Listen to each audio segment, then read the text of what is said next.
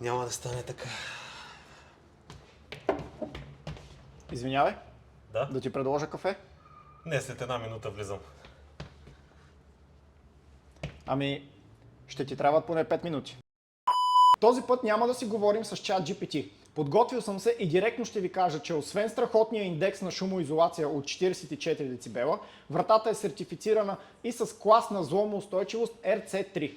Класовете на зломоустойчивост са от RC1 до RC6, като от RC1 до RC3 ще срещнете при врати за къщи и за апартаменти, а от RC4 до RC6 ще срещнете при помещения с високи изисквания за зломоустойчивост, като например трезори. За да бъде успешно сертифицирана, вратата е преминала тест, който доказва, че в продължение на поне 5 минути, но реално в лабораторията са спрели да опитват след 300-та, тя не може да бъде разбита от инструменти като ето този приятел или негови производни. Надявам се, че успях да обясня достатъчно добре, а останалата част вече я знаете.